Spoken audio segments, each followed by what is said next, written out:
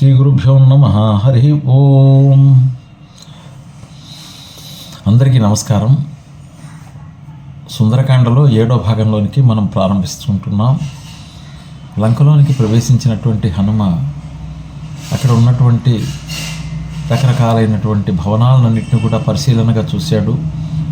ఆ ప్రాంతంలో గస్తీ కాస్తున్న వారి కంట పడకుండా మార్జాలవంత రూపంలో ఉన్న హనుమ అంత ప్రాంతం అంతా వెతుకుతూ సౌభాగ్యవతి సీతమ్మ యొక్క జాడ ఏమైనా తెలుస్తుందా అని వెతుకుతూ వెళుతుంటే ఆయనకు కొన్ని ఇళ్ళు కనిపించాయండి. ఆ ఇండ్లలో వెళ్ళి చూద్దాము, అమ్మవారు ఎక్కడన్నా ఉన్నదేమోనని మహాపార్శ్వుని యొక్క ఇంట్లోకి వెళ్ళాడు. కనపడలేదు. కుంభకర్ణుడు, విభీషణుడు, విద్యుజ్జిహ్వుడు, వజ్రద్రంష్టుడు, శుకుడు, సారణుడు, అలాగే ఇంద్రజిత్తు వీళ్ళందరి ఇళ్లలోకి వెళ్ళాడు. అందరి ఇళ్లలో చూశాడు. ఎక్కడ అమ్మవారి యొక్క జాడే కనపడలేదు. సరే, బయటకు వచ్చాడు. మరలా ఆ భవనాలంతా చూస్తూ ఒక ప్రాంతానికి వచ్చేటప్పటికి పెద్ద భవనం కనిపించింది. అది రావణాసురుని యొక్క భవనం. ఆ భవనంలోనికి ప్రవేశించాడు. ఆ భవనంలో ఉన్నటువంటి దేదీప్యమానంగా ఆ బంగారు దివిటీల కాంతిలో వెలిగిపోతున్నటువంటి పుష్ప విమానాన్ని చూశాడు. ఆ పుష్ప విమానం కుబేరుడు ఎంతో తపశ్శక్తితో తను సాధించుకుంటే అతన్ని భయపెట్టి ఓడించి ఆ పుష్ప విమానాన్ని తెచ్చుకున్నటువంటి వాడు ఎవరంటే రావణాసురుడు. అది తెచ్చి తన భవనంలో ఉంచుకున్నాడు. ఆ పుష్ప విమానం ఎలా ఉందయ్యా అంటే ఆ బంగారు వెలుతురు కాంతులలో బంగారు మెట్లతో లోనికి వెళ్ళేదానికి అటు ఇటు పక్షి మృగాల యొక్క సమూహాలతో చెక్కబడినటువంటి చక్కని రీతులలో ఉన్నటువంటి బొమ్మలతో పైనొచ్చి వెండితో లోపల అసలుకి లోపలికి వెళితే ఇది ఒక వేరే ప్రపంచమా అన్నంతగా చక్కగా నిర్మించబడి అసలుకి విశ్వకర్మకే దాన్ని చూస్తే ఆశ్చర్యం కలిగిస్తుంటే అంత గొప్పదైనటువంటి ఆ విమానంలోనికి స్వామివారు అడుగుపెట్టాడు. అంతా బంగారుమయం. అది ఒక విధంగా దేవతల స్వర్గమైనటువంటి దేవతలకు నిలయమైనటువంటి దేవతా స్వర్గం. అంటే దేవేంద్రుని యొక్క నిలయమా, అమరావతి పట్టణమా, ఇంద్రభవనమా, ఇంద్రభవనాన్ని కూడా తలపిస్తున్నటువంటి ఆ యొక్క భవనంలోనికి, ఆ పుష్ప విమానంలోనికి స్వామివారు ప్రవేశించారు.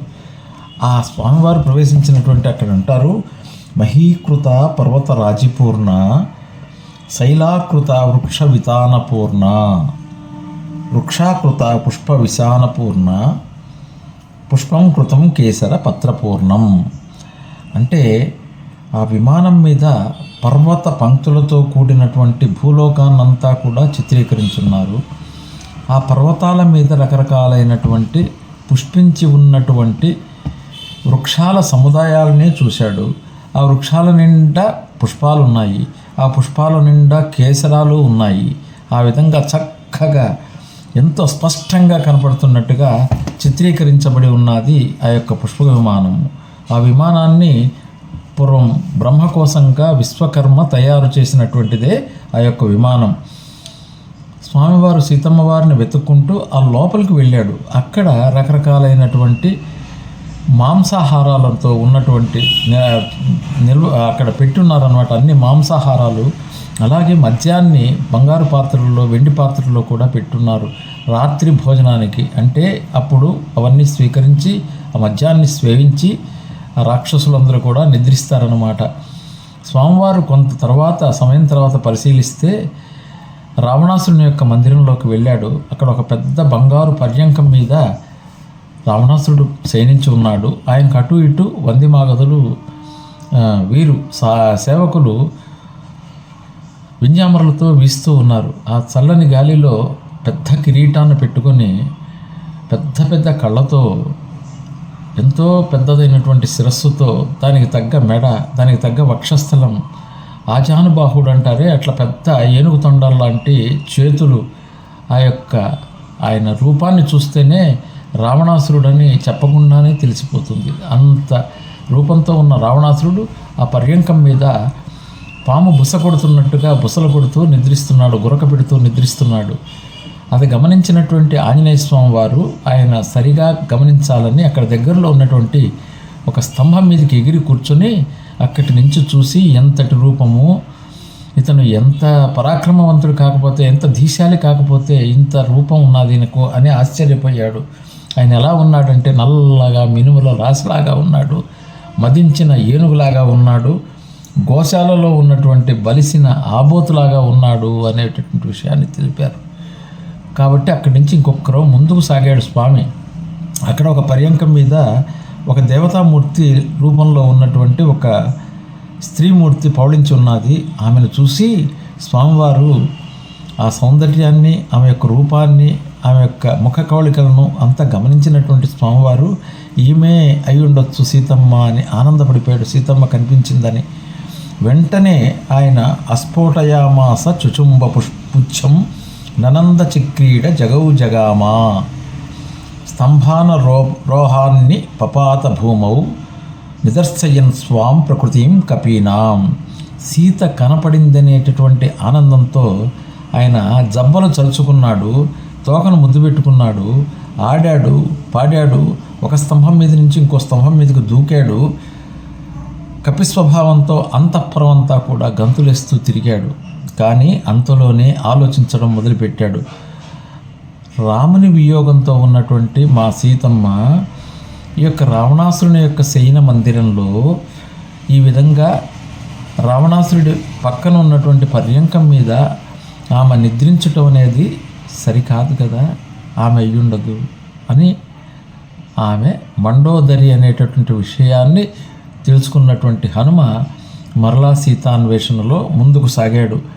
ఆ ముందుకు వెళ్ళినటువంటి స్వామికి ఎంతోమంది స్త్రీలలో అక్కడ ఆ యొక్క మద్యాన్ని సేవించి ఆ మాంసాహారాలను భుజించి పడుకున్నటువంటి రాక్షస స్త్రీలందరూ కూడా ఒక పద్ధతిలో కాకుండా రకరకాలైనటువంటి చూడకూడని భంగములలో కూడా ఒకరినొకరు కౌగిలించుకొని ఒకరి మీద ఒకరు కాళ్ళు వేసుకొని అట్లా వాళ్ళు శ్వాస విడుస్తూ పడుకో ఉన్నటువంటి స్త్రీలు రకరకాలైనటువంటి విధానాల్లో పడుకున్నటువంటి స్త్రీలనందరినీ కూడా స్వామివారు గమనిస్తూ వెళ్ళాడు. అంటే ఎక్కడైనా మా సీతమ్మ కనిపిస్తుందేమో అని.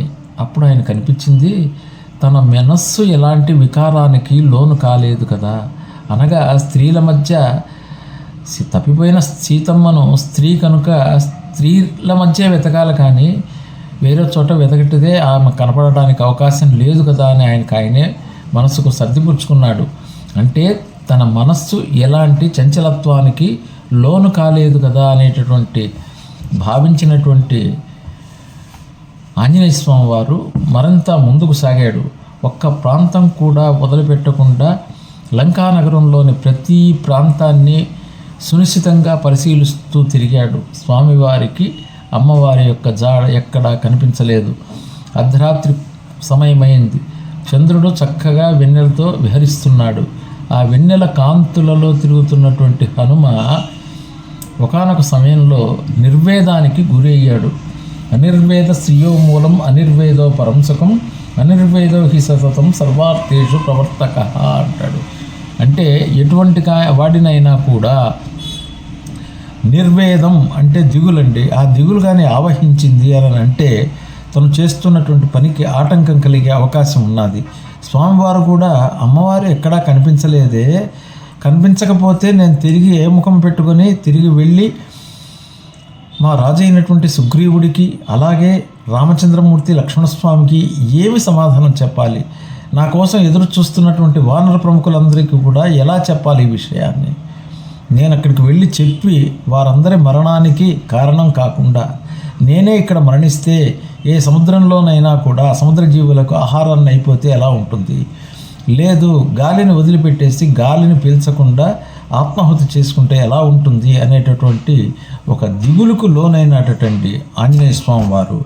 కానీ వెంటనే మరలా ఆ మనస్సుని సరిదిద్దుకొని ఆ నిరుత్సాహాన్ని పారద్రోలి ఉత్సాహం తెచ్చుకొని వెతుకుతాను, అమ్మవారు కనపడకుండా ఎక్కడికి పోతుంది, తీసుకొచ్చినటువంటి రావణాసురుడు ఈ యొక్క లంకానగరంలో ఎక్కడో ఒక చోట ఆమెను ఉంచి ఉంటాడు కదా, కాబట్టి ఆమెను వెతకాల్సిన బాధ్యత నాకు అప్పచెప్పినటువంటి సుగ్రీవుడి యొక్క ఆజ్ఞను నేను పాటించి తీరాలి కదా అనుకుని అక్కడ ఉన్నటువంటి ఒక బురుజు మీద కూర్చొని ఆలోచిస్తూ ఉన్నాడు. ఎక్కడ కనపడలేదే సీతమ్మ అని.